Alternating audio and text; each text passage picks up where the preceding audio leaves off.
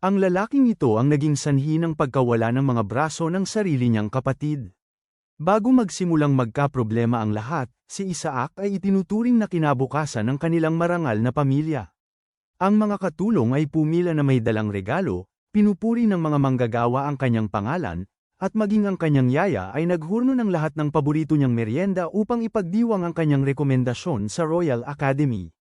Tinawag siyang henyo ng lahat. Ang kanyang nakababatang kapatid, si Jonas, ay tinutugtugan pa siya ng musika na may maliwanag ng ngiti na para bang walang anumang maaaring magkamali sa mundo. Ngunit nagbago ang lahat nang magkaroon si Isaac ng kakaibang lagnat. Sa una, inakala ng lahat na isa lamang itong sakit, ngunit pagkalipas ng 3 buwan, isang iskolar mula sa Tore ng Mahika ang nagbunyag ng katotohanan. Hindi normal ang mana ni Isaac. Masyado itong mabilis gumalaw, at mapaminsala, na parang bagyo na nakakulong sa loob ng katawan ng isang bata. At tuwing sumasalpok ito sa mana sa paligid niya, sumasabog ito. May mga nasugatan, namatay ang mga katulong, at nababalot sa takot ang mansyon. Tapos, isang araw, sumabog ulit ang mana niya at napunit ang kanang braso ni Jonas. Iyon ang sandaling nagpasya si Isaac na hindi na siya maaaring mabuhay malapit sa kahit sino. Sa edad na 15, nakiusap siya sa kanyang ama na itago siya sa isang lugar kung saan walang makakarating sa kanya. Mula noon, ang kanyang silid ay naging lugar ng pagbubukod, ang kanyang buhay ay naging pananaliksik, at unti-unting nawala ang bawat taong nagmamalasakit sa kanya. Ang tapat niyang katulong na si Lucas ay nanatili sa tabi niya hanggang sa kunin ng pagkalason sa mana ang kanyang buhay. Tumanda ang kanyang pamilya nang wala siya. Namatay ang kanyang ama, at sa loob ng mga dekada, si Isaac ay nanatiling nakasarado sa dilim, kumakain ng tinapay na may amag, nag-aaral ng mahika, at sinusubukang lutasin ang sumpa na sumire sa kanyang buhay. Pagkatapos, sa edad na 71, sa wakas ay binisita siya ng kanyang kapatid na si Jonas. Nag-usap sila sa pamamagitan ng pinto sa loob ng ilang oras, tulad ng dalawang magkapatid na sinusubukang bawiin ang habambuhay na nawalang alaala. Ngunit may ibinunyag si Jonas na nakakagulat sa kanya. Sumiklab ang isang digmaan, at bumukas ang isang tarangkahan mula sa ibang mundo at sinakop sila. Binuksan ng pag-aalala ni Isaac ang pinto, at nakita niya ang dugo na kumakalat sa sahig. Si Jonas ay malubhang nasugatan at ginugol ang kanyang mga huling sandali sa pakikipag-usap sa kanya. Matapos ilibing ang kanyang kapatid sa tagsibol, natapos din ni Isaac ang kanyang pananaliksik at nakagawa ng isang maliit na bowl ang apoy. Nalutas na niya ang kanyang sumpa, ngunit huli na ang lahat. Namatay siya na may panghihinayang sa puso. Bigla, narinig niya ang isang pamilyar na boses na tumatawag sa kanyang pangalan, at ito pala ay boses ni Hans. Ayaw maniwala ni Isaac sa kanyang mga tenga dahil matagal nang namatay si Hans, at nang imulat niya ang kanyang mga mata, nasa kanyang kabataang katawan siya. Nakatayo si Hans sa tabi ng bintana at binuksan ito dahil basang-basa si Isaac ng pawis at mukhang mapatla. Umupo si Isaac, nagtataka kung nananaginip ba siya, habang ipinapalagay din na ang kanyang buhay ay mabilis na naglalahad sa kanyang harapan sa oras ng kamatayan. Lumapit si Hans sa bintana upang makita ang batang Jonas na naglalaro at binibigyan ng stress ang mga katulong. Ngumiti ng maganda si Isaac nang sa wakas ay mapagtanto niya na hindi siya nananaginip, kundi, sa isang paraan, ay nakabalik siya sa nakaraan.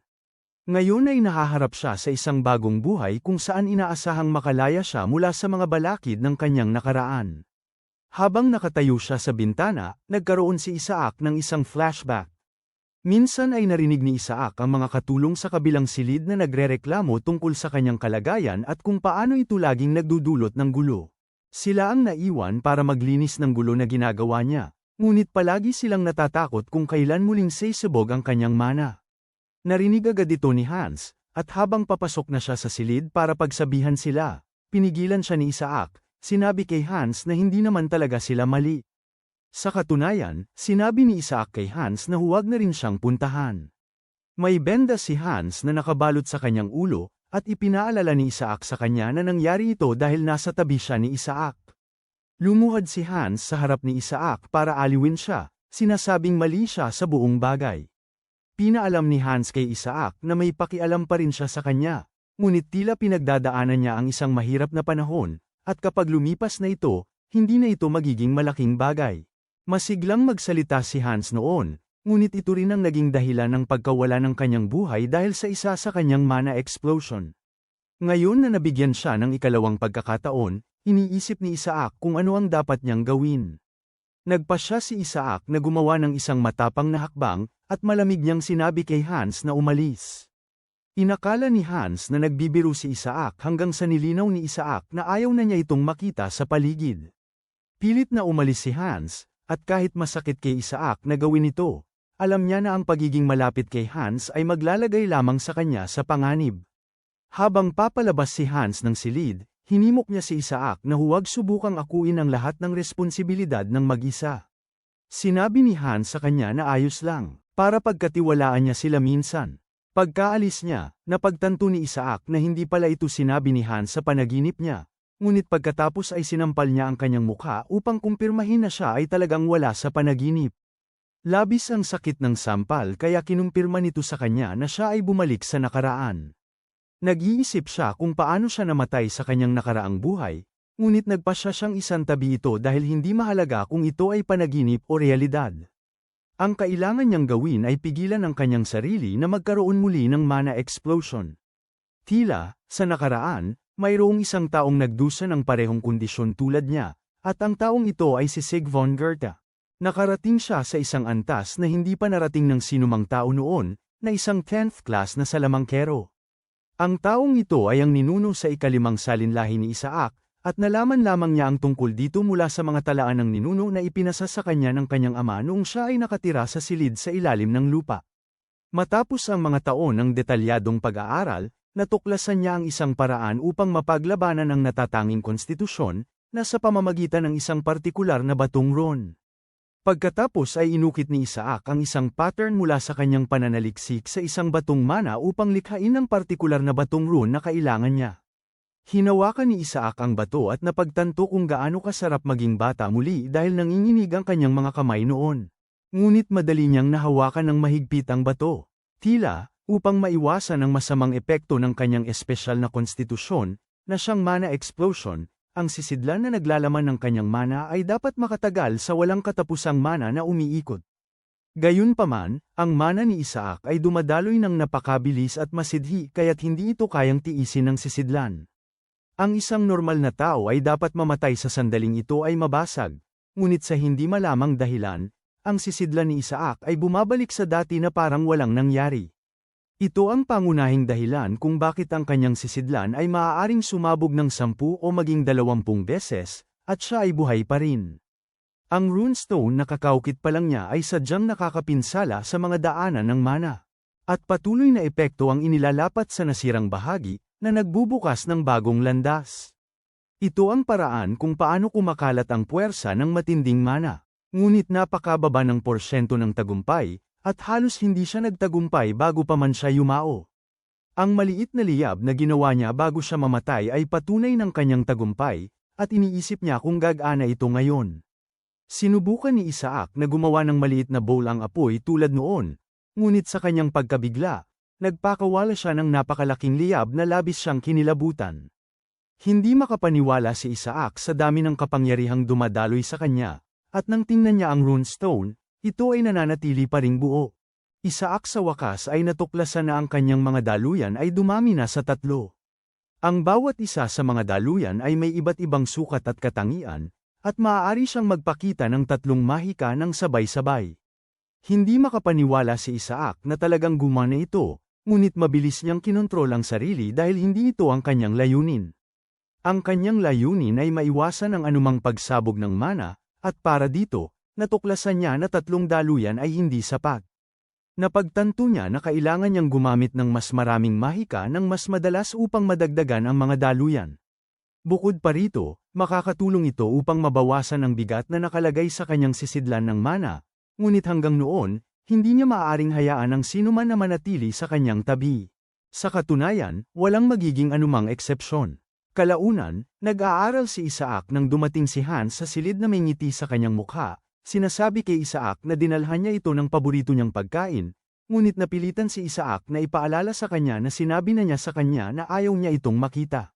Sinubukan ni Hans na himukin si Isaac, ipinapaalala sa kanya na hindi ito kumakain ng maayos kamakailan, kaya dapat kumain ito ng kahit isang piraso.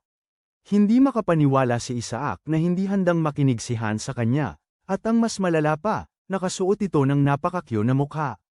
Tinanong ni Isaac kay Hans kung ilang taon na ito, at sumagot si Hans na kasalukuyan siyang 12 taong gulang. Dahil bata pa siya, naintindihan niya na nasa edad na siya kung saan kailangan niyang kumilos bilang isang normal na bata. Kinagat ni Isaac ang tinapay, at napagtanto niyang si Nani ang gumawa ng tinapay. Mahal niya ang tinapay, at napagtanto niya kung gaano niya na-miss ang tinapay. Tinanong ni Isaac si Hans kung nasaan si Nani dahil hindi niya ito nakita buong araw, at inihayag ni Hans na may pulmonya ang anak ni Nani na si Hinder.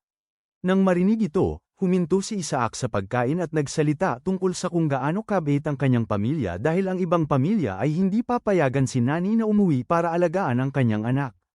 Nagtagal muna si Isaac bago tanungin si Hans kung si Hinder lang ba ang nagkapulmonya. At inihayag ni Hans na ang lahat ng bata ay mayroon na nito. Pagkarinig nito, sa wakas ay naalala ni Isaac kung ano ang nangyayari. Ang pangyayaring naganap sa panahong ito ay ang insidente ng malawakang pulmonya sa Black Goose Village.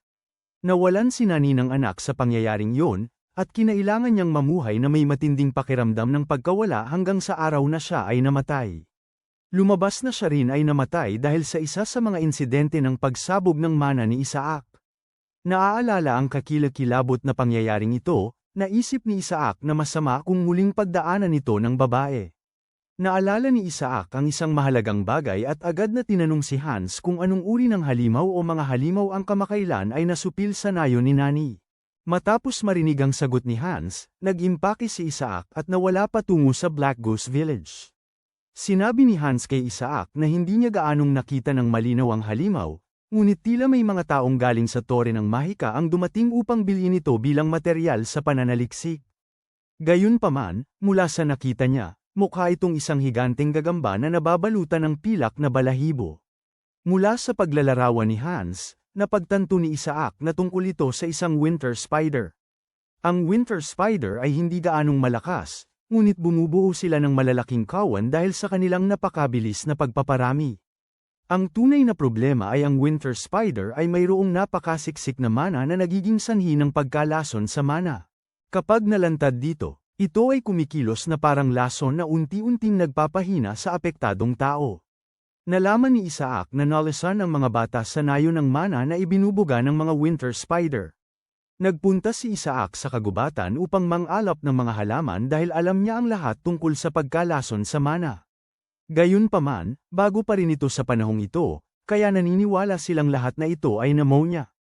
Matapos makakuha ng maraming halaman, naniniwala siyang sapat na ang mga ito upang aipakin sa mga bata para maibsan ang kanilang mga sintomas. Gayunpaman, pansamantala lamang ang epekto ng pagpapagaling nito, at upang maiwasan ang pagbabalik ng mga sintomas, dapat tuluyang lipulin ang mga winter spider. Alam ni Isaac na sana ay humingi siya ng tulong sa kanyang mga magulang, ngunit ang kanyang ama ay karaniwang nakadestino sa kuta sa hangganan, at ang kanyang ina ay kasalukuyang naglalakbay sa kontinente, naghahanap ng lunas para sa kanyang kakaibang kalagayan. Alam ni Isaac na hindi siya maaaring maghintay hanggang sa makabalik sila dahil malamang ay patay na si Hinder noon. Maya-maya, pinagmamasdan ng yaya ang kanyang anak nang makarinig siya ng katok sa kanyang pinto. Lumakad siya patungo sa pinto upang buksan ito, at sa kanyang pagtataka, nakita niya si Isaac. Sobrang pagod si Isaac mula sa kanyang paglalakbay at sa paghihirap sa paghahanap ng mga halaman kaya't bumagsak siya sa mga bisig ng babae. Tinanong ng yaya kung may nangyari sa asyenda, kaya siya umalis sa ganoong oras ng gabi. Inilahad ni Isaac na nag-aalala lang siya dahil ilang araw na itong hindi pumapasok sa trabaho, at pinuntahan niya ito para kamustahin. Sinabi ng yaya kay Isaac na baka hindi niya ito payagan makapasok dahil may pneumonia si Hinder, at baka mahawa din siya. Para kumbinsihin ang babae, itinali ni Isaac ang isang piraso ng tela sa kanyang ilong, ngunit kahit dito, nag-aatubili pa rin ang yaya na papasukin siya. Ibinigay ni Isaac sa kanya ang supot na puno ng halamang gamot at diretsyong pumasok sa bahay. Sinabihan niya ang yaya na durugin ang mga halamang gamot, pitpitin ang mga ito, ilagay sa palayok, pakuluan ng 2 beses, palamigin, at pagkatapos ay ipainom kay Hinder. Si Isaac ay dumiretso sa silid kung saan nagpapahinga si Hinder, at mula sa mga malaasul na batik sa buong mukha niya, kinumpirma ni Isaac na nagdurusa siya sa mono-poisoning. Tinawag ni Isaac ang pangalan ni Hinder, at mahina itong sumagot. Ang unang sinabi ni Hinder kay Isaac ay huwag nitong sisantihin ang ina niya dahil hindi ito makapasok sa trabaho dahil sa kanya. Hinaplos ni Isaac ang noo ni Hinder, sinisiguro sa kanya na hindi niya sisantihin ang ina nito dahil ito lang ang palihim na nagbibigay sa kanya ng wheat bread, kaya tumuon na lang siya sa paggaling. Kalaunan, nagpahatid si Isaac sa isang mangangaso patungo sa isang inabandunang minahan. Pagdating sa pasukan ng kuweba, tinanong ni Isaac ang lalaki kung sigurado ba ito na ito ang limestone cave.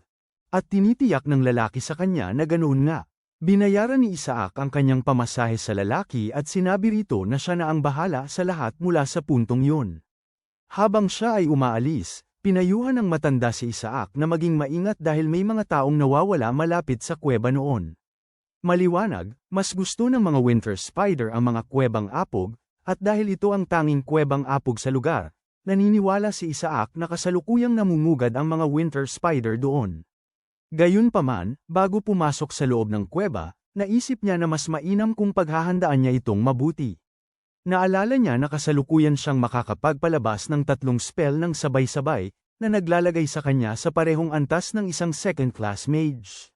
Gayunpaman, hindi siya maaaring magpakapagod ng labis dahil baka mabasag ang sisidlan ng kanyang mana. Bukod pa rito, hindi siya maaaring gumamit ng mahika ng padalos-dalos dahil hindi niya alam kung gaano karaming gagamba ang naruroon. Tumingin-tingin si Isaac, at nakita niya mismo ang kailangan niya, ang frost belladonna. Ang mga berry ng halaman ay karaniwang nilalabnaw at ginagamit bilang pampamanhid o pampatulog, ngunit ang mga ito ay nakamamatay na lason para sa mga gagambang taglamig. Hindi makapaniwala si Isaac sa kabalintunaan na nabubuhay sila sa iisang tirahan kasama ang kanilang nakamamatay na kahinaan. Matapos makakolekta ng napakaraming belladonna, napagtanto ni Isaac na mas maganda sana kung nagdala siya ng guantes. Dahil namamagana ang kanyang mga kamay, nagpapakita kung gaano kalakas ang bisa ng lason. Dahil nakagawa na siya ng maraming runestone noong nasa lupain pa siya, naisip niyang oras na para siya ay umalis. Pagkapasok sa kuweba, napagtanto niyang mayroong pampang at ito ay diretso pababa sa isang madilim na sentro. Lumingon siya sa paligid upang makita kung may paraan siyang makababa doon, at sa kabutihang palad, nakakita siya ng hagdanan na pababa. Hinawakan ni Isaac ang hagdanan at nagsimulang bumaba, at pagdating niya sa ibaba, siya ay pagod na. Gayunpaman, sa pagsusuri niya sa mga bagay-bagay, napagtanto niyang nahanap niya ang tamang lugar. May mga kalansay sa sahig, at ang mga ito ay mula sa mga halimaw at tao. Nagtataka si Isaac kung ang mga buto ng tao ay mula sa mga nawawalang tao na binanggit ng mga ngaso. Sa mga sandaling yun, nakarinig siya ng kaluskos sa paligid niya, at agad siyang lumikha ng maraming bolang apoy upang palibutan ang sarili. Dahil sa apoy, nakita niya ang mga gagamba sa malayo na nakatitig sa kanya. Gayunpaman, hindi siya lubos na natatakot dahil alam niyang itataboy ng apoy ang mga gagamba dahil kinasusuklaman ng mga ito ang apoy. Subalit, kailangan niyang maghanda bago pa man sila magpasya na dumagsa sa kanya. Tinali ni Isaac ang isang piraso ng tela sa paligid ng kanyang ilong bago siya magsimula ng anuman. Kapag handa na siya, sinunog niya ang belladonna, at nagsimulang punuin ng usok nito ang kuweba. Nang tamaan ng usok ang mga gagamba, nagkaroon sila ng negatibong reaksyon dito. At nang makita kung gaano kainis ang mga gagamba sa usok, naisip ni Isaac na oras na para simulan niya ang pangangaso. Noong nakaraan, nakatayo si Isaac sa tabi ng bintana niya upang panuurin ang isa sa mga mamamayan na kamprontahin ang kanyang ama tungkol sa masasamang bagay na nangyayari sa teritoryo. Sinisisi niya ito dahil siya ang Panginoon ng teritoryo at dapat ay may ginawa para maiwasan ang buong kaguluhan, ngunit sa halip ay naniniwala siyang nabigo niya ang mga tao. Ang buong isyu ay pangunahing tungkol sa Black Goose Village, at dahil sa ingay ng buong pangyayari, sinimulan ni Isaac isaalang-alang ang paglipat sa basement. Dahil mas tahimik ang basement at mas kaunti ang tao, mas makakapag-focus siya sa pagre-research ng kanyang espesyal na konstitusyon doon. Bukod pa rito, isinasaalang-alang niya ang pagtakip sa pader ng Dimetritium dahil ito ay isang material na may mataas na resistensya sa mahika para makatulong sa pagkontrol ng kanyang mga pagsabog ng mana. Matapos matagal na makipag-usap sa sarili, sa wakas ay tinawag niya ang pangalan ni Hans, para lang matuklasan na patay na si Hans. Ngayon, sa kasalukuyan, habang nakaupo siya sa kuweba, iniisip niya kung bakit kailangan niyang alalahanin ang mga kakilakilabot na lumang alaala na ito. Tumingin siya sa paligid at napagtanto na seryosong pinahihina ng belladonna ang mga gagamba. At dahil hindi niya direktang mapakain ang lason sa mga gagamba, ang tanging magagawa niya ay sunugin ang bulaklak at hayaang kumalat ang usok upang maparalisa ang mga ito hanggang sa tuluyan silang mawalan ng buhay. Gayunpaman, hindi perpekto ang pamamaraang ito dahil hindi rin siya magiging ligtas mula rito, kaya't ibinalot niya ang isang basang piraso ng tela sa kanyang mukha bilang pangunahing panala. Anumang lason na makapasok sa kanyang katawan ay lilinisin ng mana sa loob ng kanyang katawan. Nakagawa rin siya ng isang pinagsamang bowlang apoy, na ginagamit niya bilang kanyang depensa upang ilayo ang mga gagamba. 3 uri ng salamangka ang kanyang ginagamit ng sabay-sabay, paglilinis, salamangka ng apoy, at pagbabago ng anyo sa salamangka ng apoy. Nakapagpapalabas siya ng 3 salamangka ng sabay-sabay sa pamamagitan ng 3 mana circuit, na maaari ring tawaging multi-circuit. Dahil dito, nakakuha siya ng oras upang hamina ang mga gagamba, at kapag naparalisa na ang mga ito, tinatapos sila ni Isaac gamit ang isang fireball. Napansin niyang tumatakbo ang mga nakaligtas sa isang direksyon, at mula sa mas malapit na obserbasyon, napagtanto niyang may tubig sa direksyon na kanilang tinutungo.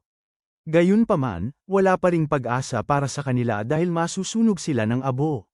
Kasabay nito, natatakot siyang baka masakal siya kung hindi siya mag-iingat, kaya kailangan niyang tapusin ang lahat ng mabilis. Pagkatapos ay hinubad ni Isaac ang kanyang balabal, bago tumungo sa tabing tubig. Gayunpaman, pagdating niya roon, nagsimula siyang pagsisihan ng desisyon niyang iwanan ang balabal dahil sa sobrang lamig ng buong lugar. Ang temperatura sa lugar ay bumaba ng sobra na maaaring makabuo ng yelo, at sa sandaling yon, tiningala niya at nakita na ang buong kisame ng kuweba ay puno ng itlog ng gagamba. Sa sandaling makita niya ito, may naalala siyang mahalaga na nagpapatindig balahibo sa kanya. Patuloy niyang iniimbestigahan ang lugar habang nagpapalipad ng bowl ang apoy sa paligid upang magkaroon ng liwanag. Hindi nagtagal matapos ito, naging totoo ang kanyang mga kinatatakutan nang makaharap niya ang isang dambuhalang gagamba, na siyang reyna ng gagamba sa taglamig. Bumuhos ang malamig na pawis sa kanyang mukha habang siya'y nanginginig sa takot, at walang pag-aatubili, inatake siya ng halimaw. Nakalukso si Isaac palayo upang maiwasan ang pagtusok ng mga kuko ng halimaw. Bumagsak siya ng husto sa nagyayelong sahig, na nagdulot sa kanya ng pag-ungol sa sakit, ngunit agad siyang nakabangon habang sinusumbatan ang sarili dahil sa palaging nagiging malas.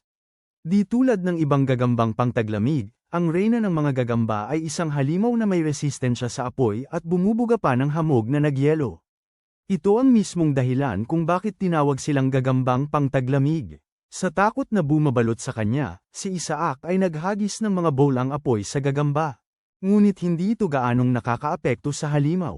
Hindi ito ikinagulat ni Isaac dahil hindi niya inaasahan na basta na lang susunugin at mamamatay ang gagamba tulad ng ibang mga gagamba. Alam ni Isaac na patay na siya kung hindi mabagal ang reyna ng gagamba.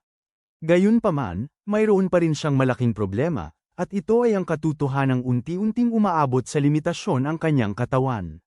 Sa katawan ng isang 12 taong gulang na walang karanasan sa pakikipaglaban, alam niyang natural lang na mapagod siya. Para lumala pa ang sitwasyon, nagpuyat siya buong gabi at pagkatapos ay gumamit ng mahika buong araw. Di nagtagal ay napagtanto ni Isaac na walang darating upang iligtas siya, at kailangan niyang pagtagumpayan ang kanyang takot. Nagsimula niyang maalala ang mga sakripisyong ginawa ng yaya para lang maging komportable siya. Maliwanag, hindi tumutubo ang trigo sa hilagang rehiyon kung nasaan sila, ngunit ang yaya ay naglalakbay sa isang malayong syudad bawat linggo para lang kumuha ng mataas na kalidad na trigo para makakain siya ng malambot na tinapay. Sa pagkaalala nito, bumalik sa sarili si Isaac, at nagpasya siyang hihilingin sa yaya na gawan siya ng maraming tinapay pagbalik niya sa bahay. Inabot ni Isaac ang kanyang pala at ibinaba ang kanyang backpack habang naghahanda siyang harapin ang reynang gagamba dahil kahit pa reyna ito, insekto pa rin ito. Ibinaba ni Isaac ang kanyang backpack at sumugod patungo sa reyna dala ang kanyang pala. Ginagamit ang mabagal na pagkilos ng reyna laban dito, hinampas ni Isaac ang ulo nito gamit ang pala, na nag-iwan ng pinsala. Gayunpaman, hindi ito sapat upang mapatay ang reyna dahil nahila siya sa ilalim ng halimaw na reyna. Gayunpaman, tumanggi si Isaac na bitawan ang binti ng halimaw. Pagkatapos ng maikling pag-iisip kung paano pababagsakin ang halimaw, napagtanto niya na kailangan niyang gumamit ng ibang pamamaraan. Lumikha siya ng isang bowl ang apoy, na kinukumpress niya at pagkatapos ay kinukumpress pa lalo hanggang sa maging asul ang apoy. Kapag sapat na ang lakas nito para sa kanyang gusto, inilabas niya ang nakakumpresang asul na apoy sa tiyan ng gagamba. Tulad ng nais niya, sinimulang sunugin ng apoy ang loob ng reyna ng gagamba. Habang nanginginig ang gagamba habang unti-unting nawawala ang buhay nito, sinubukan ni Isaac na hilahin ang kanyang kamay, ngunit nahirapan siyang gawin ito dahil hindi mapakali ang gagamba. Matapos ang matinding pagpupunyagi, sa wakas ay nahila niya ang kanyang braso. Bumagsak si Isaac sa lupa at nauntog ang kanyang ulo. Gayunpaman, sapat na ang asul na apoy upang mapabagsak ang gagamba at masunog pa ang isang blok ng yelo. Kalaunan, nakarinig si Isaac ng mga pamilyar na tinig sa paligid niya at ito ang mga tinig ni Hans at ng mga yaya. Narinig niya sila habang pinag-uusapan kung paano siya pumasok sa abandonadong minahan, na naging sanhi upang masaktan niya ang kanyang sarili. Dito napagtanto ni Isaac na natalo niya talaga ang reyna ng Winter Spider, at pagkatapos nito, siya ay nawala ng malay nang tumama ang kanyang ulo sa lupa. Ngunit, nagising siya pagkatapos nito at halos hindi nakalabas ng abandonadong minahan at nakabalik sa nayon. Pagkatapos nito, nakasalubong niya si Hans, na nakatambay sa pasukan ng nayon, at nakatulog na lang siya sa kanyang mga braso. Ngayong gising na siya, narinig ni Isaac ang yaya na sinasabi kay Hans na matapos gawin ng yaya ang ipinag-utos ni Isaac, ganap na gumaling si Hinder. Tinitigan ni Hans si Isaac, at sinabing, ganyan lang talaga siya, dahil baka naging manhid na siya matapos ang mana explosion, ngunit hindi kailanman nawala ang kabutihan ng puso niya. Halos sumabog sa pamumula si Isaac nang marinig niya ito at napilitan siyang umupo para malaman nila na gising na siya. Nagulat ang dalawa nang makita ito at tinanong niya sila kung gaano na siya katagal natutulog. Sinabi ni Hans na mga kalahating araw na siyang walang malay at tinanong siya kung maayos lang siya. Sumagot siya na maayos siya at medyo nakakaya na ang sakit. Nataranta ang babae nang marinig ito, tinanong si Isaac kung ano ang ibig niyang sabihin sa nakakaya. Pinilit niyang malaman kung bakit siya pumunta ng mag-isa sa napakadelikadong lugar at mahinahon siyang sumagot na nahulog siya habang sinusubukang mangolekta ng ilang kalapit na halamang gamot. Alam ni Isaac na halata namang hindi niya maaaring sabihin sa kanila na pumatay siya ng halimaw dahil imposibleng maniwala sila na ang isang 12 taong gulang na tulad niya ang gumawa niyon kaya't mas mabuti kung mag-imbento na lang siya ng palusot. Pagkatapos ay tinanong ni Isaac ang yaya kung kumusta si Hinder at sinagot niyang mas mabuti na ang kalagayan nito matapos niyang bigyan ng mga halamang gamot na nireseta niya. Sa katunayan, ang ibang mga bata sa nayon ay maayos na rin ang kalagayan. Natutuwa si Isaac na marinig ito at naisip niya na mas mabuting panatilihing lihim ang pagkalason sa mana dahil kung malaman ng mga nakatataas, dadalhin ang mga eskolar. Tiyak na magiging problema ito kung matuklasan ang mga bangkay ng Winter Spider sa inabandonang minahan. Tinatanong ng yaya si Isaac kung paano niya nalaman ang tungkol sa mga halamang gamot. At nagsinungaling siya na nabasa niya ang tungkol sa kanila sa isang libro.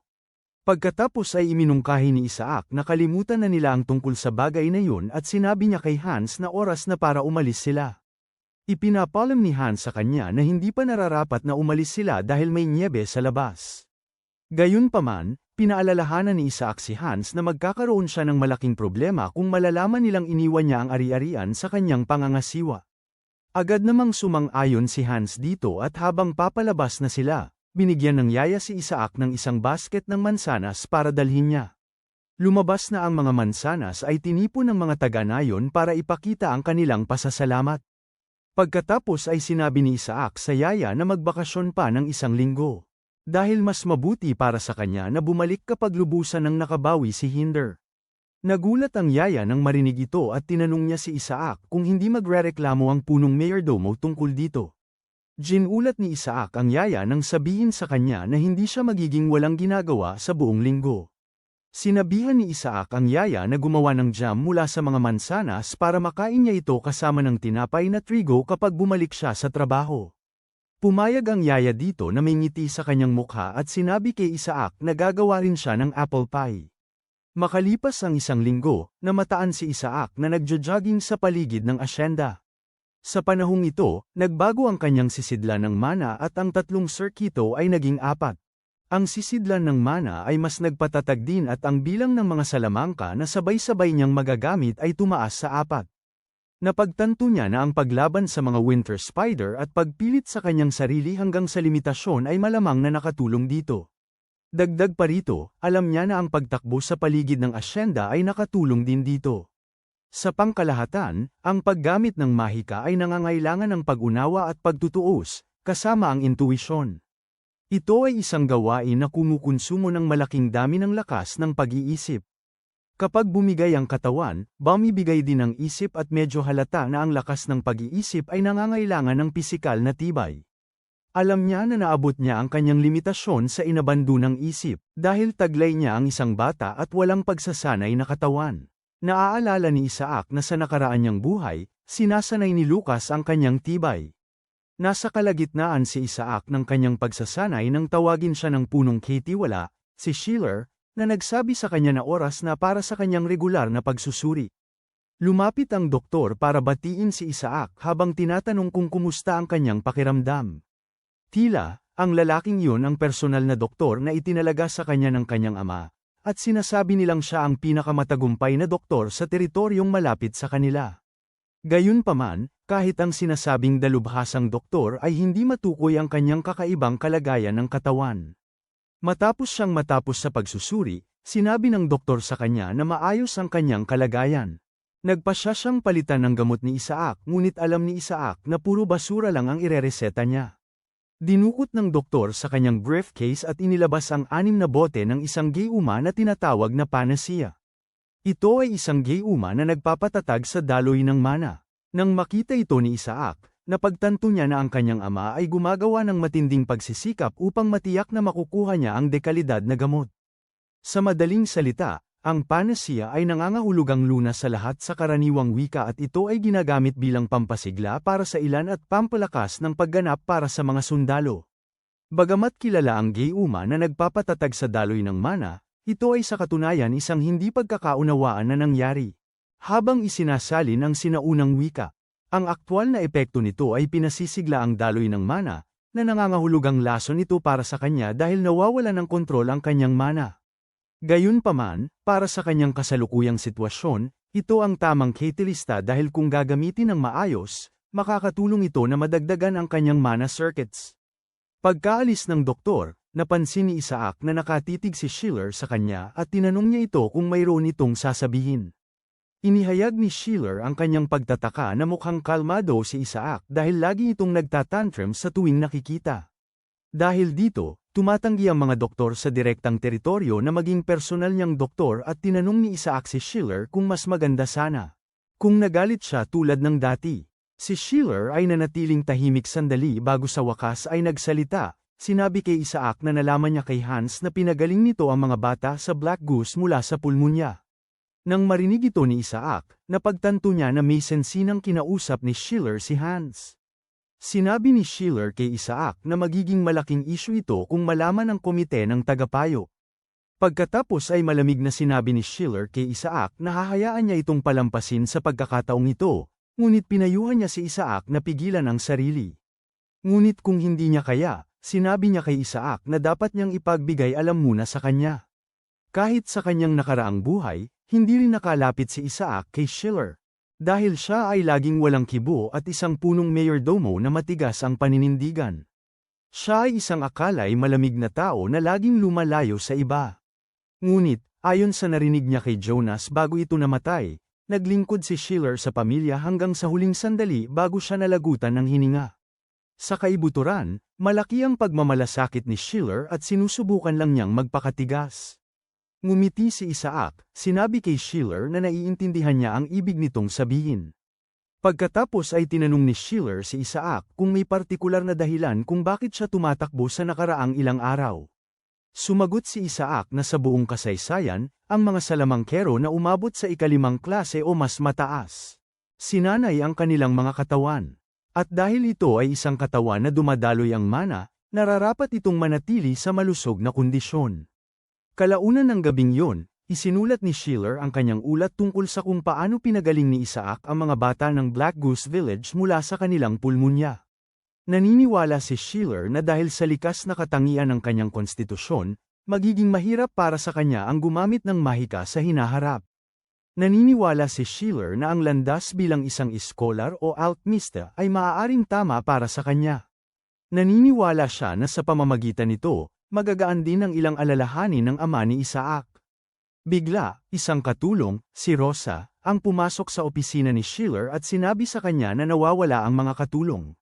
Dalawang babae, sina Clara at Annette, ang nawala, at sinabi ni Rosa na mapapatunayan niya si Annette, kung hindi si Clara, na mabuting babae siya.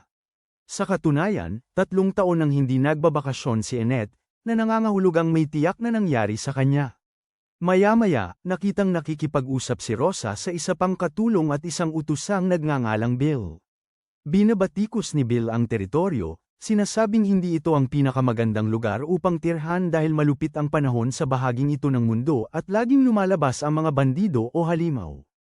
Tinanong ng isa pang katulong si Bill kung sa madaling salita ay sinasabi niyang tatakas siya, at casual siyang sumagot na ang posibilidad ay hindi zero.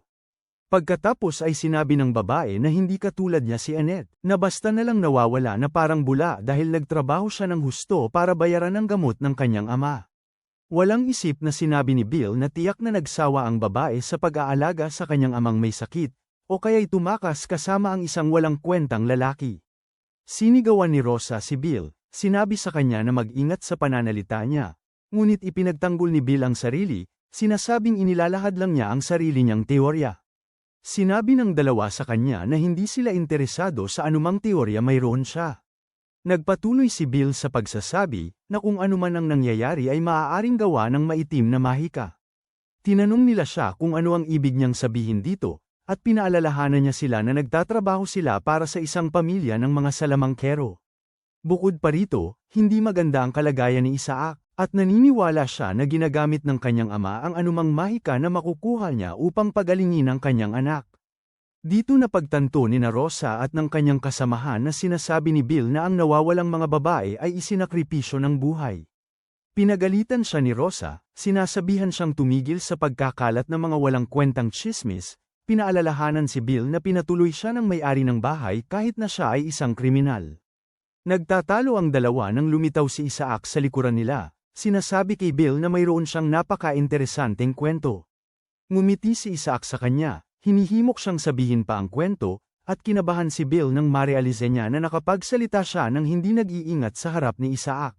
Pagkatapos, dinala ni Isaac si Bill sa kanyang opisina upang makarinig pa ng impormasyon mula rito. Ibinunyag ni Bill na ang unang katulong na nawala 2 buwan na ang nakalipas ay si Hilda, at ilang linggo pagkaraan, nawala si Clara. Nang nakaraang weekend naman nang biglang naglaho si Annette pagkatapos magsimba. Sa malamig na titig, tinanong ni Isaac kung may ideya ba siya kung bakit ito nangyari. Sa kaloob-looban, nag-aalala si Bill nang makita ang lamig ng titig ni Isaac, at sinagot niya na wala siyang ideya kung ano ang nangyari. Pagkatapos, siniguro ni Isaac sa kanya na maaari siyang maging tapat, at hindi siya nito paparusahan. Napilitan si Bill magtanong kung sigurado si Isaac sa sinasabi nito, at sumagot si Isaac ng oo. Nananatiling tahimik si Bill ng 1 minuto, at tinanong siya ni Isaac kung sa palagay niya ay nawala ang mga babae dahil sa kanya. Si Bill ay nauutal bago sabihin, halata namang may kinalaman yun sa kanya. Binanggit niya na si Hans ang pinakamalapit kay Isaac, at lagi itong may pasa o sugat. Bukod pa rito, lagi itong nagrereklamo sa iba't ibang sakit. Nagpatuloy si Bill sa pagsasalita, sinasabing sigurado siya na si Hans ang mamamatay ng pinakamasakit na kamatayan sa lahat. Agad na tumigil si Bill sa pagsasalita nang mapagtanto niyang tuluyan ang nagbago ang mood ni Isaac, at nagsimula siyang matakot, nagmakaawa kay Isaac na iligtas ang kanyang buhay. Sinabi niya kung paano siya hindi pa nakapag-asawa o nagkaroon man lang ng mga anak, at casual siyang tinanong ni Isaac kung gusto pa niyang mabuhay. Pinapaalam ni Isaac sa kanya na kung gusto niyang mabuhay, kailangan niyang magtrabaho para sa kanya. Kalaunan, nakita si Isaac sa kanyang silid na iniisip sina Rosa at Annette. Sa nakaraan niyang buhay, pagkatapos mamatay ni Hans at ng kanyang yaya, sila lang ang mga katulong na nagboluntaryong magsilbi sa kanya. Kahit sinubukan niyang paalisan sila, tumanggi ang dalawa na umalis. Sinabihan pa nga niya sila na itigil na ang pagdadala sa kanya ng mga potion dahil wala itong silbi. Ngunit pinilit ng dalawa si Isaac na huwag mawala ng pag-asa dahil tiyak na gaganda ang lahat. Hindi ito natanggap ng maayos ni Isaac, sinasabi sa kanila kung gaano kasama ang pumatay ng mahal niya sa sarili niyang mga kamay. Sumigaw si Isaac sa kanila, tinatanong sila kung alam nila ang pakiramdam, at lumapit si Annette na sinasabi kay Isaac na alam niya dahil siya ang naging dahilan ng pagkamatay ng kaibigan niya. Nagulat si Isaac sa narinig, at humingi siya ng karagdagang detalye. Ibinunyag ni Annette na nangyari ito noon, na sinasabing baka nasagip niya si Clara kung nilapitan niya ito. Nilapitan ni Annette si Isaac, sinasabi sa kanya na naiintindihan niya ang kanyang kakaibang sitwasyon. Gayunpaman, ipinaalam niya rito na kahit sino ay maaaring makagawa ng mga bagay na hindi nila sinasadya. Kalmado niyang sinabi kay Isaac na maaari itong mangyari sa kahit sino minsan sa kanilang buhay. Nakapagtataka, ang pakikipag-usap ni Annette ay nagbigay sa kanya ng kaginhawaan noon. Ngayon, sa kasalukuyan, pinagsisisihan ni Isaac na hindi siya nagtanong ng mas maraming detalye. Ilang sandali, dumating si Bill sa silid, at tila binigyan siya ni Isaac ng misyon upang alamin kung saan nagpunta ang mga katulong. May kumpiyansang sinabi ni Bill na nagawa niya yon dahil hindi nga siya nagtagal. Sabi ni Bill, nagtanong-tanong siya sa mga pulubi malapit sa kalsada, at perpektong tumugma ang kanilang mga description. Tinanong siya ni Isaac kung ano ang kanyang nalaman, at sumagot si Bill na ang conclusion ay kinuha sila ng mga mangangalakal ng alipin. Sabi niya, niloloko ng mga mangangalakal ng alipin ang mga tao sa pagsasabing dadalhin sila sa maunlad na timog ngunit nauuwi sa pagbebenta sa kanila. Ipinaabot ni Isaac ang kanyang pagkalito. Sinasabing nakapunta sila sa timog ng mag-isa nang walang tagapamagitan kung gusto nila.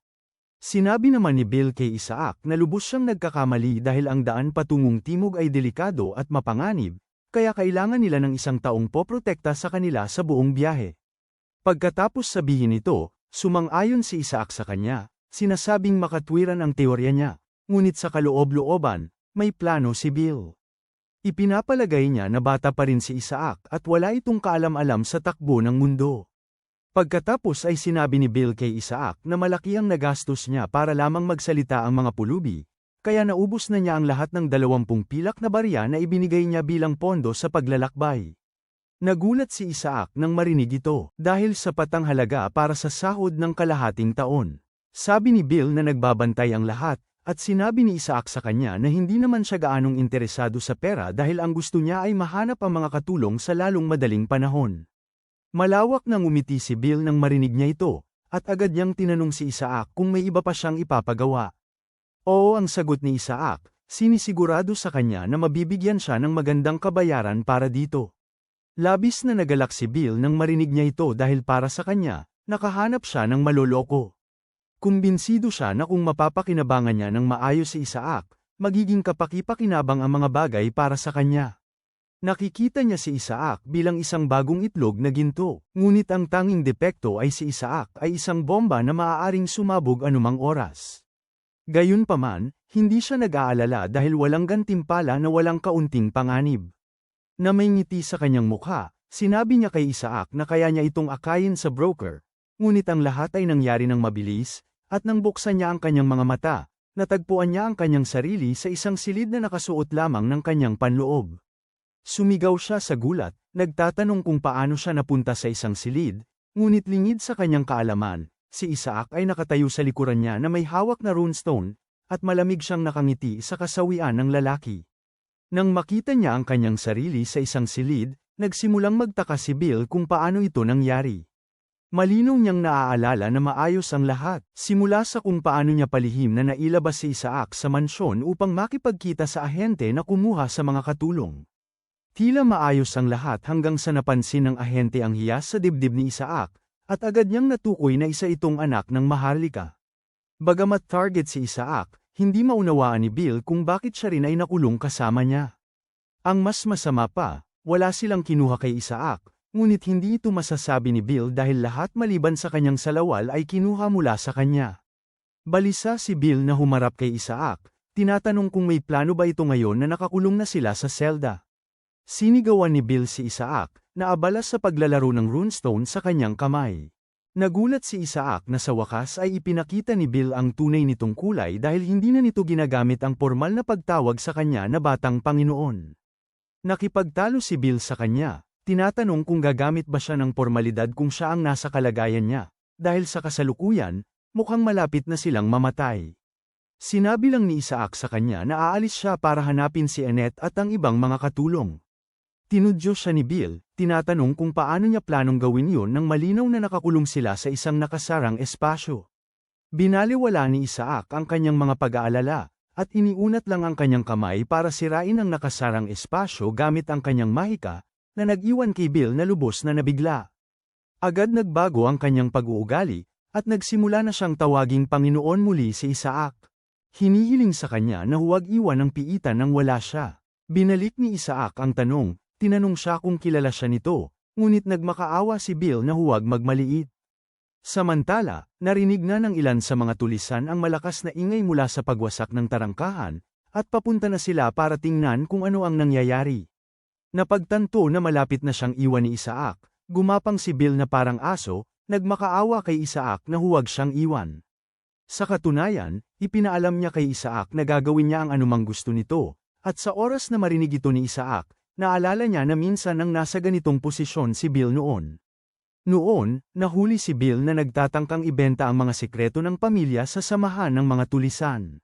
Nagmakaawa si Bill na iligtas, ngunit hindi pinakinggan ang kanyang mga pakiusap dahil siya'y dati ng tulisan na tinanggap at binigyan ng ikalawang pagkakataon, ngunit sinira niya ito.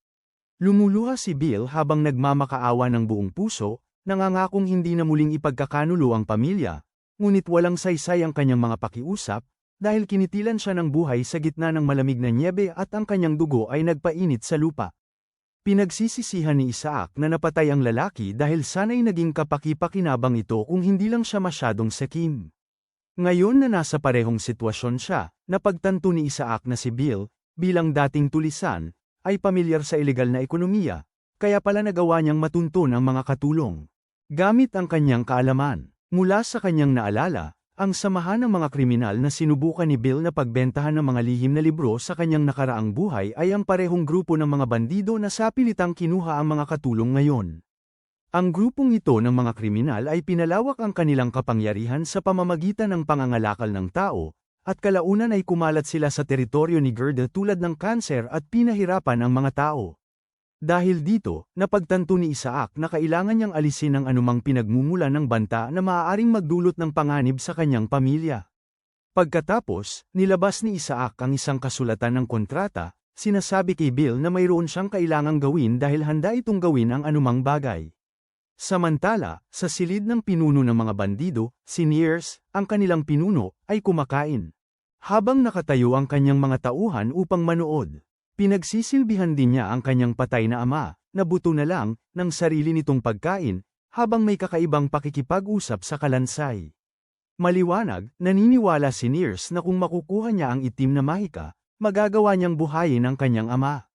Ang kanyang mga tauhan ay nakatayo lang doon na nandidiri, ngunit hindi man lang makapagsalita tungkol sa nangyayari sa kanilang harapan. Pagkatapos noon, lumingon siya sa kanyang mga kasabwat, tinatanong kung nasaan ang kanyang tubig pal-igo, at ang tinutukoy niya ay isang tao na nais niyang gamitin para sa kanyang kakaibang paliligo na may kasamang seremonya. Sinubukan siyang sabihan ng isa sa mga kasabwat, na ang tanging mga bihag na natira ay mga paninda na balak nilang ibenta sa mga mangangalakal. Ngunit bago pa niya matapos ang kanyang pahayag, hinawakan ni Nears ang ulo nito at malakas na tinamaan, na naging sanhi ng pagdaloy ng dugo sa kanya.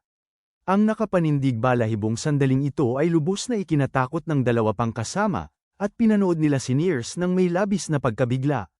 Buong kumpiyansang sinabi ni Nears na ang dugo sa kanya ay sapat na para sa kanyang pampaligo. Pagkatapos nito, umalis siya sa silid, at ang natitirang dalawa ay lumuhad sa matinding takot. Nagkasundo ang dalawa na sa susunod na humingi si Nears ng pampaligo, ibibigay nila ang paninda ng walang pagtatanong dahil ang pagtatangkang unahin ang organisasyon ay haantong lamang sa kanilang kamatayan. Ang dalawa ay nagpatuloy upang alagaan ang katawan ng kanilang kasamahan. Bigla, nakarinig sila ng kakaibang tunog sa lobby, at napalunok sila sa takot. Nagmadali sila palabas upang tingnan kung ano ang nangyayari, at nakita lamang nila ang ulo ni Nears na nakakalat sa sahig. Nagimbal sila at napasalampak sa lupa sa takot, at bago pa nila namalayan, isang duguan na si Bill ang lumitaw sa malayo, lumalakad patungo sa kanila nang nagbabanta. Si Bill ay may malaking kutsilyo sa kanyang mga kamay, at kahit mukha siyang nakakatakot, sa kaloob-looban niya ay nagpapanik siya dahil hindi niya alam kung ano ang kanyang ginagawa. Nag-aalala siya na inilalagay niya ang kanyang sarili sa panganib, dahil lang sa ginawa ni Isaac sa kanya. Tila, ang kontratang pinapirmahan ni Isaac sa kanya ay may 3 kondisyon. Ang una ay ang kinokontrata, na si Bill mismo, ay susunod sa nagkokontrata na si Isaac nang walang pasubali. Pangalawa, hindi isiwalat ni Bill ang impormasyon tungkol kay Isaac. Ang ikatlong kondisyon ay kung lalabagin ni Bill ang alinman sa mga naunang termino, ang magiging kaparusahan ay ang pagkawala ng kanyang buhay. Labis na natarante si Bill nang makita niya ito, ngunit hindi pinansin ni Isaac ang kanyang pag-aalala. Sinabi sa kanya na kailangan lang niyang pirmahan ang kontrata gamit ang kanyang dugo dahil iyon lang ang paraan para magkabisa ang kanyang mahika. Sumigaw si Bill kay Isaac, sinabi sa kanya na walang paraan na pipirmahan niya ang ganoong kontrata. Ngunit bigla nilang naririnig ang ilan sa mga bandido na papalapit sa kanila.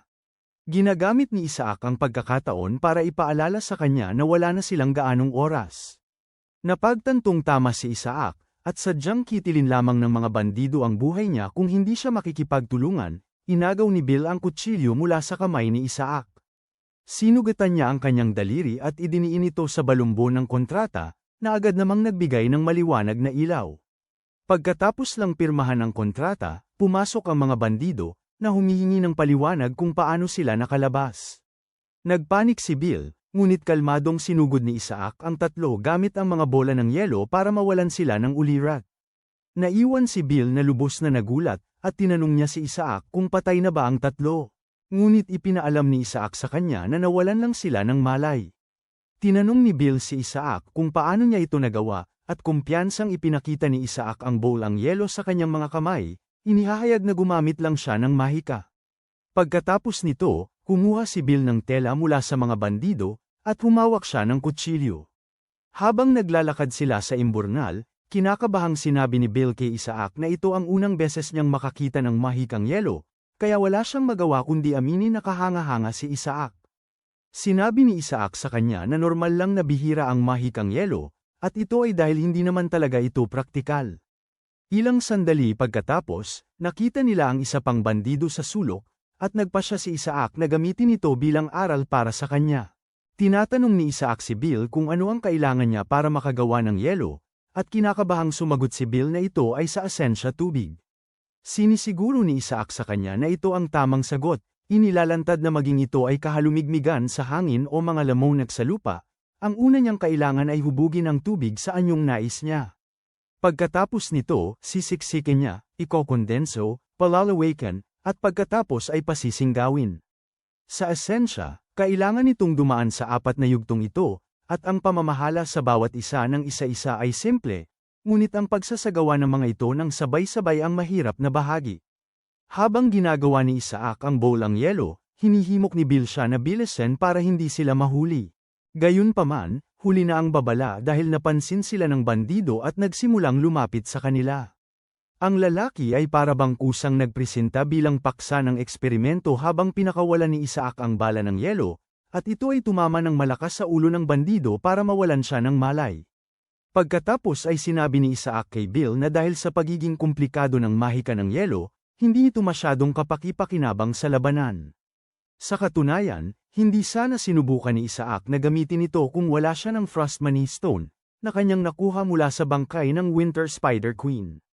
Kahit na hindi popular ang mahika ng yelo, ang mga monostone ay may sariling halaga sa akademya, kaya malaki ang presyo nito.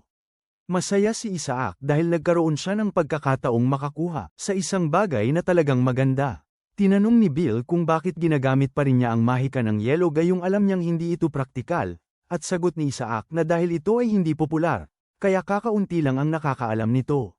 Binanggit ni Isaac na napakahirap itong ipagkaiba sa pinsala mula sa matinding pagtama, at dahil nagiging tubig ito kapag natunaw, wala itong iniiwang ebidensya, na ginagawa itong perpekto para sa paniniktik. Pagkatapos ay tinanong ni Bill si Isaac kung bakit hindi niya pinapatay ang mga bandido, at ipinaalam ni Isaac na wala itong silbi dahil kahit patayin niya ang mga ito, papalitan lang sila ng isa pang grupo ng walang silbing mga hanggal. Habang patuloy nilang pinapabagsak ang mga bandido, ipinahayag ni Bill ang kanyang pag-aalala, sinabing ang pag-iiwan sa kanila na buhay. Maaaring bigyan sila ng pagkakataong magpatuloy sa masasamang gawain, ngunit ipinaalam ni Isaac na ito mismo ang dahilan kung bakit niya sila pinananatiling buhay. Ibinunyag ni Isaac na ang kanyang target ay iisa lang, at sa pagkakataong yun, nakasalubong nila si Nears.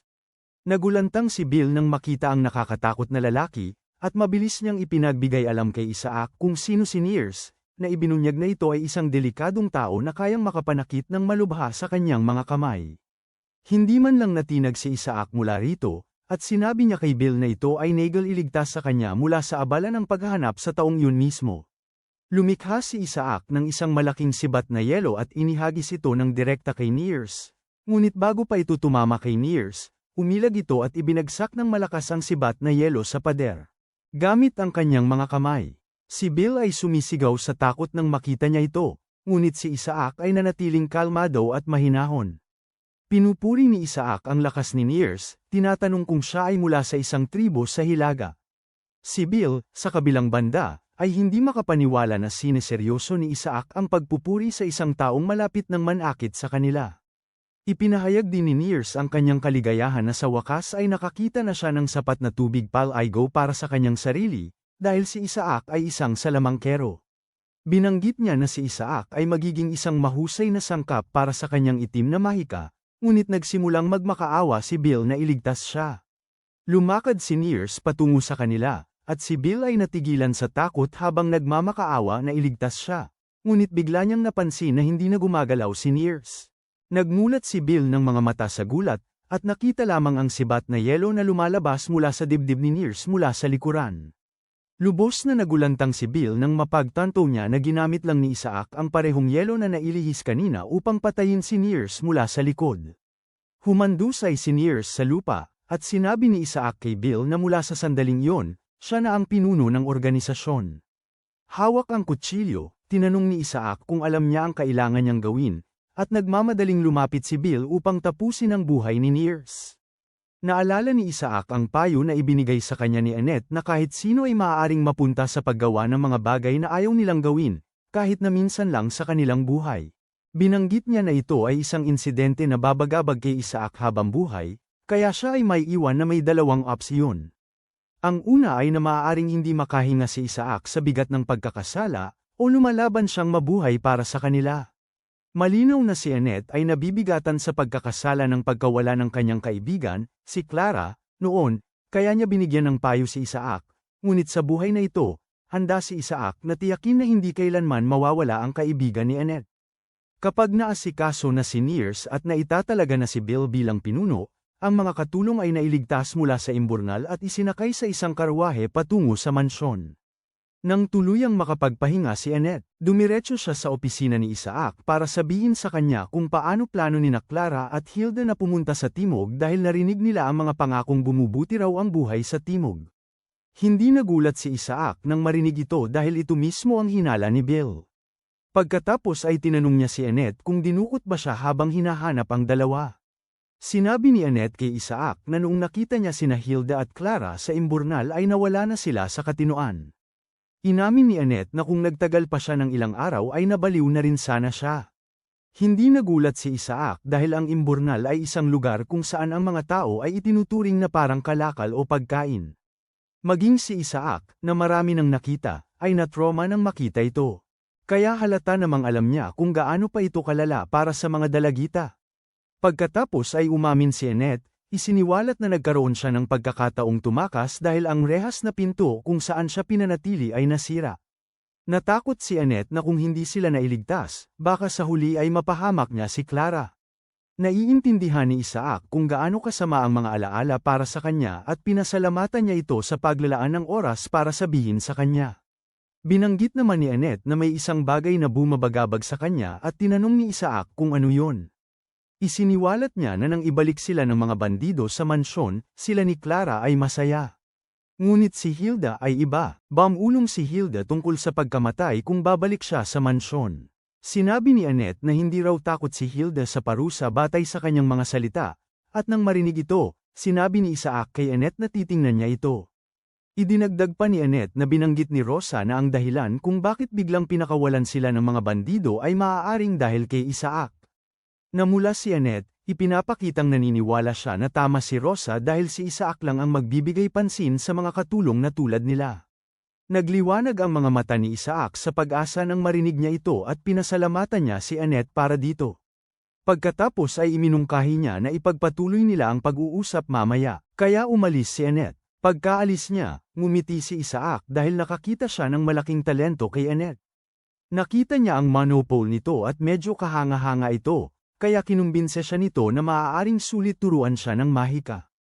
Kalaunan, nakita ang dalawang katulong na nag-uusap tungkol sa mga katulong na kakabalik lang at ang katotohanang tinanggap sila ulit ni Isaac. Nagulat sila na si Isaac ay nagpunta ng malayo para lang sa ilang batang katulong, at naniniwala silang may malalim na ugnayan siya sa mga ito. Habang abala sila sa paggawa ng kanilang mga walang kabuluhang hinala, nilagpasan sila ni Bill at pumasok siya sa imbakan. Lumabas na nakikipagpulong siya sa mga sleeper agent na itinanim ni Nears sa mansyon bago ang kanyang kamatayan. Ngayon na si Bill ang leader, kailangan nilang magulat sa kanya. Sinabi ni Isaac kay Bill na kahit papuksain nila ang grupo ng mga kriminal sa lugar, may panibago pa ring sisibol kaagad, ngunit sa halip na gawin ito, mas mabuti na panatilihin sila sa ilalim ng kanyang kontrol upang mapamahalaan niya. Napagtanto ni Bill na pinaplano na ito ni Isaac mula pa sa simula, kaya niya pinilit si Bill na pumirma sa ganoong kontrata. Nagpapanak si Bill dahil kung may mangyaring masama, siya ang unang mamamatay sa puntong ito. Sinusubukan ni Bill na gampanan ang papel ng boss na bigla na lang ipinasa sa kanya, at tinatanong niya ang mga lalaki kung sila lang ang. Si Nears ay nakapwesto sa mansyon. Kinumpirma nila ito, na sinasabing sinabihan sila ni Nears na bantayan ang mansyon. Ngumiti ng masama si Bill, sinasabing napakatalino ni Nears dahil nailagay niya ang kanyang mga ahente sa mga tahanan ng mga maharlika.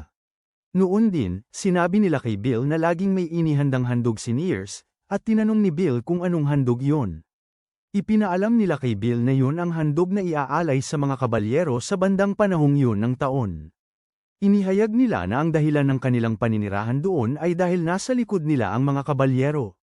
Nalito si Bill nang marinig ito, at pagkaraan ng ilang araw, nakita si Isaac na nagsasanay sa kanyang silid.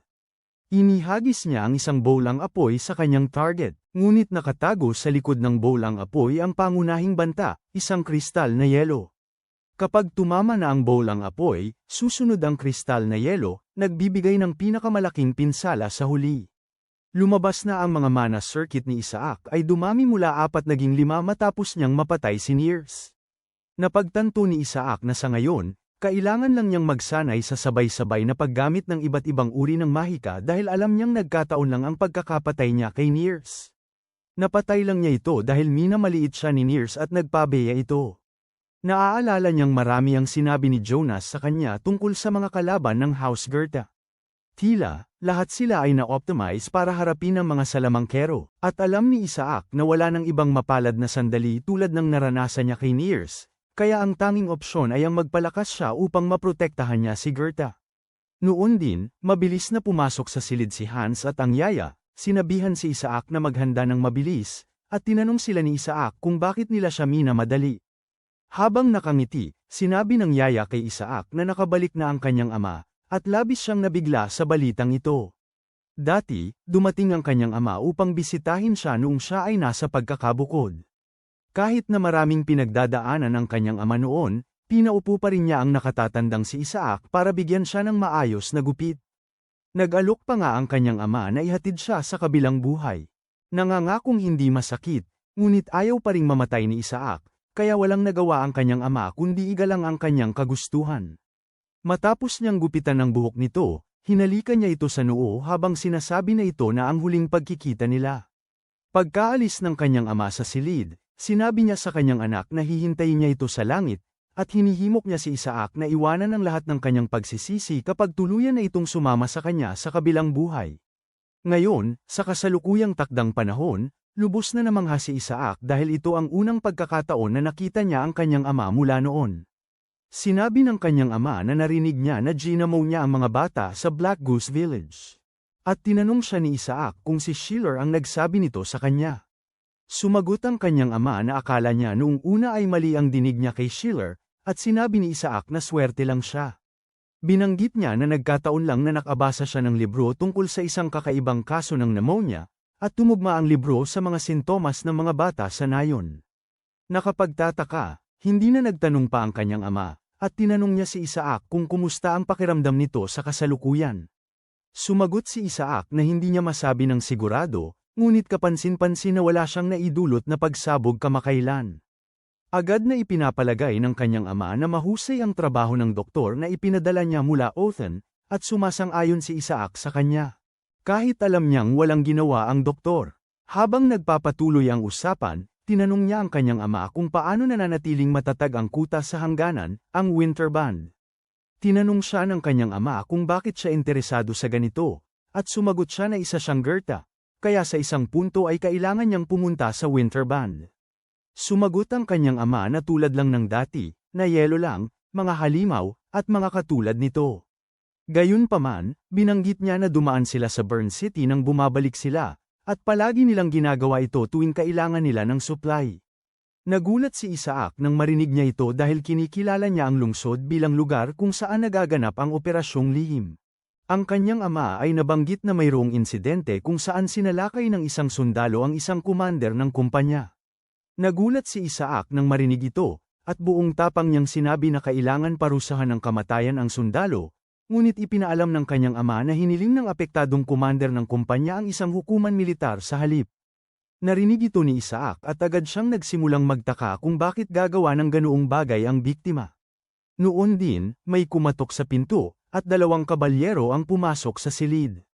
Nagbigay pugay ang dalawa kay Isaac, at nang lumingon si Isaac, napansin niya na may benda sa ulo ang lalaking kayumanggi ang buhok. Tila, si Fickle ang may pulang buhok, habang si Randolph ang may kayumangging buhok. Nang makita ng dalawa ang ama ni Isaac, sinabi ng lalaki kay Isaac na maaari na siyang umalis. Paglabas niya ng silid, narinig niya si Fickle na sinasabi sa kanyang ama na kailangan nilang bilisan ang paglilitis upang mapatawan ng parusa ang nagkasala. Nagulat ang ama ni Isaac sa pagkamainipin ni Fickle tungkol sa buong sitwasyon, at sinabi ni Fickle na ito ay usapin ng disiplina. Tinanong ng ama ni Isaac si Randolph kung ano ang palagay niya tungkol dito, at sumagot siya na sinusunod lang niya ang utos ni Fickle. Nagulat si Fickle na napakakalmado ni Randolph, kahit pa siya ang nawalan ng isang tainga. Hanggang sa puntong ito ang narinig ni Isaac, bago tuluyang umalis sa lugar, ngunit mula sa pinagtagpi-tagpi niyang impormasyon, napagtanto niya na si Randolph ang biktima. Noon din, lumapit si Bill na tumatakbo na parang takot na tupa, sinasabi kay Isaac na hinahanap niya ito dahil ito ay isang bagay na lubhang apurahan. Kalmadong tinanong siya ni Isaac kung ano ang problema, at sumagot si Bill na may narinig siyang mahalaga mula sa isa sa mga tauhan ni Nears. Maliwanag, may dalawang kabalyero na tumanggap ng suhol upang ipikit ang mata sa nangyari sa ilalim ng lupa. Sa sandaling marinig ito ni Isaac, lalo siyang naging seryoso, at ipinaalam sa kanya ni Bill na may nangyari kamakailan sa pasukan ng operasyon sa ilalim ng lupa. Maliwanag na natagpuan ang bangkay ng isa sa mga tauhan ni Near, ngunit ang kakatwa ay lahat ng bahagi ng kanyang katawan maliban sa kaliwang hinliliit ay pinutol. Tinanong siya ni Isaac kung bakit ito mahalaga, at ibinunyag ni Bill ang nakakatakot na katotohanan na nagising siya sa kanyang kama kasama ang lahat ng nawawalang daliri sa kanyang kama. Sa katunayan, ipinapalam niya sa kanya na nagpadala sila ng mensahe sa pamamagitan ng kanyang nasasakupan, sinasabi sa kanya na kung hindi handa ang buwis sa loob ng 2 araw, puputulan nila ang kanyang mga daliri. Nagpanik si Bill habang inilalantad ang lahat ng ito, at hinihimok niya si Isaac na gumawa ng paraan tungkol dito dahil siya ang pumilit sa kanya na maging pinuno ng organisasyon.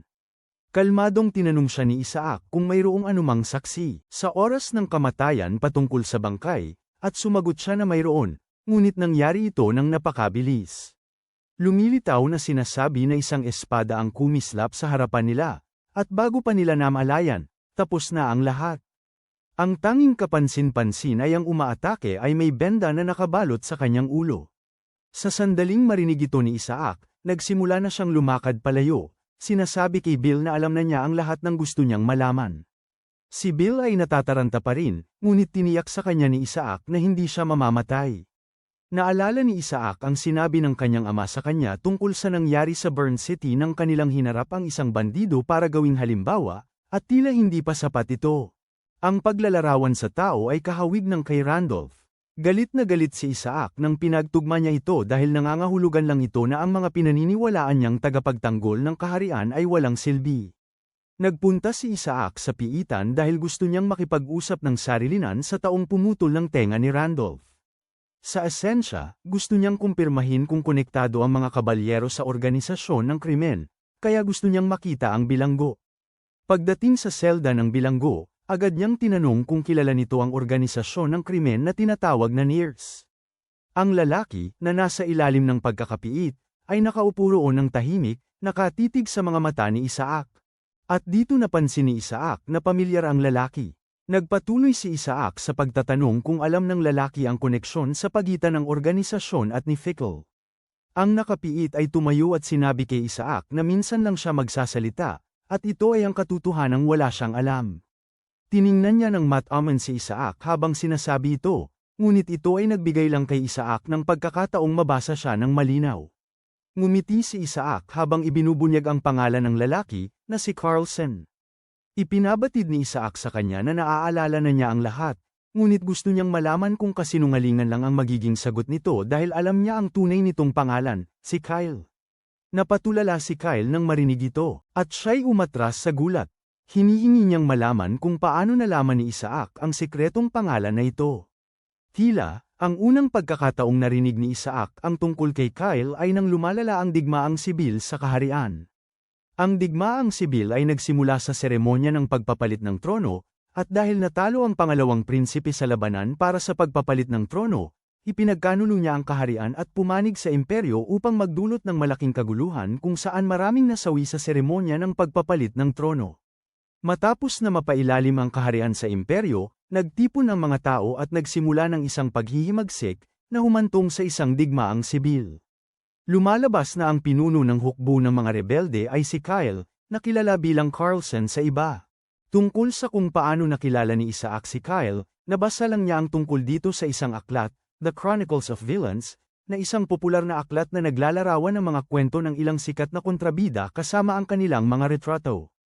Ang pinakakawili-wiling bahagi ng aklat ay ang katotohanang tinaya na si Kyle ang magiging ikapitong swordsmaster ng kontinente, dahil siya ay isang henyo. Ngayon na nakikita na ni Isaac si Kyle ng personal, wala siyang pagpipilian kundi sumang-ayon sa pananaw na ito dahil si Kyle ay may kagilahil-alas na mana. Napagtanto ni Isaac na napakalaki na ng naipong pagsisikap ni Kyle hanggang ngayon, at hindi niya nga maisip kung gaano siya kalakas kapag nagkaroon siya ng pagkakataong mamukadkad. Noong nakaraang buhay niya, nagawa ni Kyle na takasan ang kanyang pagbitay upang maging pinuno ng mga rebelde.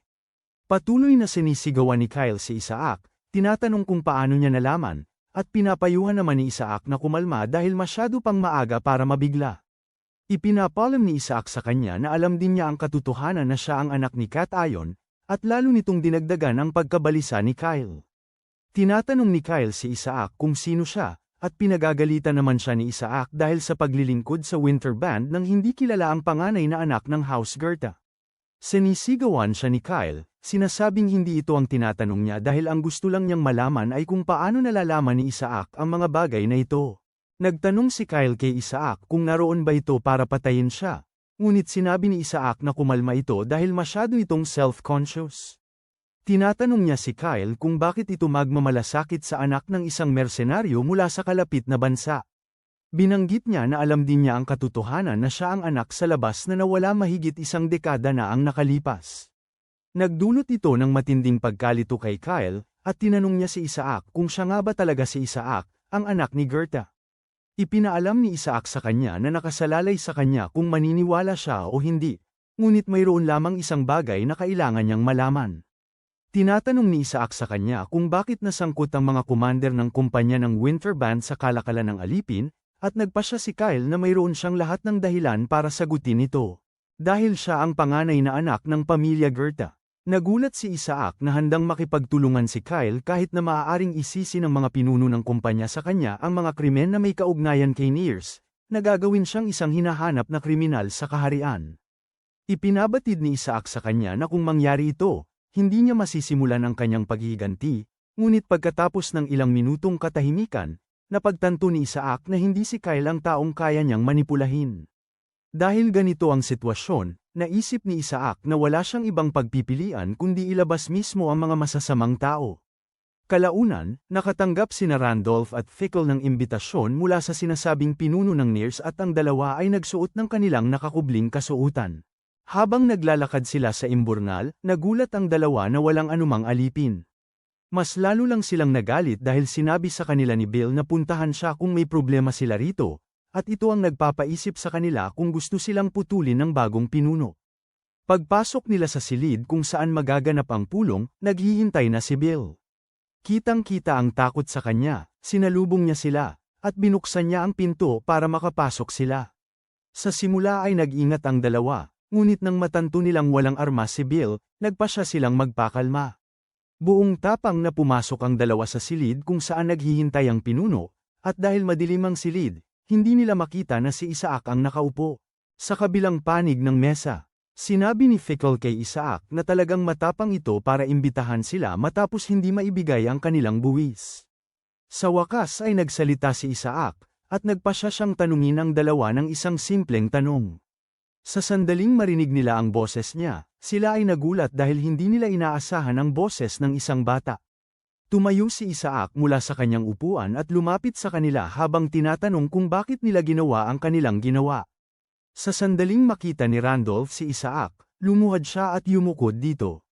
Nalito si Fickle, at sinigawan siya ni Randolph, sinasabing lumuhad.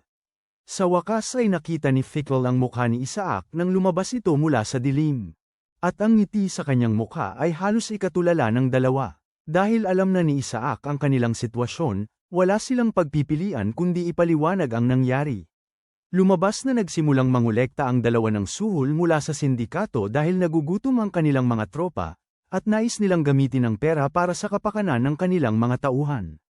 Masaya sila sa kanilang unang bayad dahil natanto nilang maaari nilang palitan ang kanilang luma, hindi magandang espada gamit ito, habang may natitira pa rin para sa baon. Ang dalawa ay nasa karaniwan nilang gawin ang paghahati ng kanilang pera nang pumasok si Kyle sa silid, at labis siyang ikinagalit na ang dalawa ay tumatanggap ng suhol. Pagkatapos sabihin kay Isaac ang nangyari, nagbuntong hininga si Isaac sa pagkadismaya.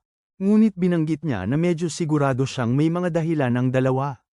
Ipinapalam ni Isaac sa kanila na ang kanyang ama ay matuwid, ngunit kulang siya sa pagiging maparaan at kakayahang umangkop.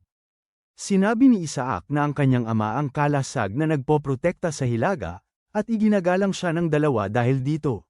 Kasabay nito, hindi sila maaaring tumayo lamang habang namamatay ang kanilang kapwa, kaya gumamit sila ng pilit na paghingi ng pera mula sa mga bandido upang matustusan ang kakulangan sa supply.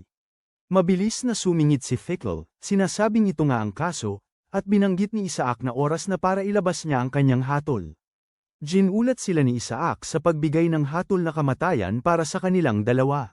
Sumigaw si Fickle sa gulat, at ipinabatid ni Isaac sa kanila na hindi magiging iba ang hatol ng kanyang ama. Gayunpaman, ayaw tanggapin ni Fickle ito, at tumayo siya sa galit, sinisisi si Isaac sa paghatol sa kanila ng kamatayan kahit narinig na nito ang kanilang kwento. Tinanong niya si Isaac kung alam nito ang pinagdadaanan nila sa matinding nyebe, lahat ay sa ngalan ng paglilingkod sa kaharian, at simpleng sumagot si Isaac na hindi. Tumayo si Isaac, sinasabi sa kanila na wala silang kakulangan sa mga dahilan, ngunit gusto niyang malaman kung bakit din nila kinuha ang mga sibilyan ng labag sa kanilang kalooban. Habang sinisikap ni Fickle na makipagtalo kay Isaac, nanatiling tahimik si Randolph habang nakayuko ang kanyang ulo sa hiya.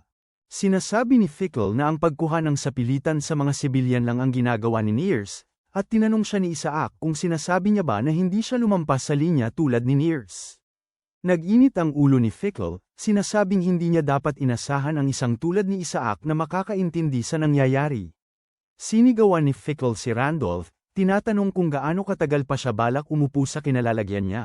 Sinabihan siyang sila ang mga espada ni Gerta, at kung para ito sa pagprotekta kay Gerta, handa siyang tabasin ang kahit ano, kahit pa ang anak ng kanilang amo. Tumayo si Randolph nang mapagtanto niyang nagiging seryoso na ang mga bagay, at tinanong niya si Fickle kung seryoso ba siyang patayin ang batang amo. Sinabihan ni Fickle si Randolph na pag-isipan ito, dahil si Jonas pa rin ang anak ng kanilang amo. Naniniwala si Fickle na mas mabuting tapusin na nila si Isaac at matapos na ang lahat. Ipinakita ni Fickle ang kanyang pagiging seryoso sa pamamagitan ng pagpapakawala ng kanyang aura habang naghahanda siyang tapusin si Isaac. Nagulat si Isaac na sadyang naging seryoso ang lalaki na balak pa nitong gamitin ang kanyang aura. Si Randolph naman ay natataranta dahil hindi niya kailanman ginustong humantong sa ganito ang mga bagay. Napagtanto ni Randolph na ang ginagawa nila ngayon ay hindi na para sa ikabubuti ni Gerta, at pagkatapos huminga ng malalim, hinugot ni Randolph ang kanyang espada upang ipagtanggol si Isaac. Pinaalalahanan ni Randolph si Fickle sa sinabi niya rito noon, tungkol sa pagiging tagapagtanggol ng kaharian. Sa esensya, itinuturing ni Fickle ang sarili niyang kalasag habang si Randolph naman ang espada. Pinapaalalahanan ni Randolph si Fickle sa sinabi sa kanila ni Kyle. Nabanggit niya na ang isang espadang kayang pumutol ng kahit ano nang hindi nababasag ay isang obra maestra, ngunit kapag ang isang obra maestra ay nagkaroon ng sariling kalooban, ito ay nagiging isang espadang demonyo. Nagulat si Fickle na seryosong hinuhugot ni Randolph ang kanyang espada para harapin siya. Hindi siya pinansin ni Randolph at sinugod siya. Isang labanan ang sumiklab sa pagitan nilang dalawa, at sinabi ni Randolph kay Fickle na narealize lang niya na tama si Kyle matapos maalis ang kanyang tenga. Sinigawan ni Fickle si Randolph, tinatanong kung nabaliw na ba ito. Dahil tiyak na mamamatay siya kung mahuli sila. Ipinapalam ni Randolph sa kanya na wala siyang pakialam dito dahil ito ang kanilang karma. Habang patuloy silang naglalaban, ipinapaalala ni Randolph kay Fickle na ang pera na kanilang kinuha ay hindi lang nagamit para sa teritoryo. Pagkatapos ay hiniling kay Randolph na itigil ang pagpapahamak kay Fickle at hayaan si Fickle na magtagumpay laban sa kanya. Pagkatapos, hiniling naman kay Fickle na itigil si Randolph, para bigyan si Randolph ng pagkakataong magtagumpay laban kay Fickle. Matapos ang kanilang laban, kung saan nagwagi si Randolph, tumayo siya sa harap ni Isaac upang marinig ang kanyang hatol. Sa kabilang banda, inilalagay ni Bill ang labi ni Fickle sa isang sako. Binanggit ni Randolph na nang makita sila ni Kyle, balak nilang patahimikin ito. Ngunit natalo si Randolph kay Kyle, na naging dahilan ng pagkawala ng kanyang tainga.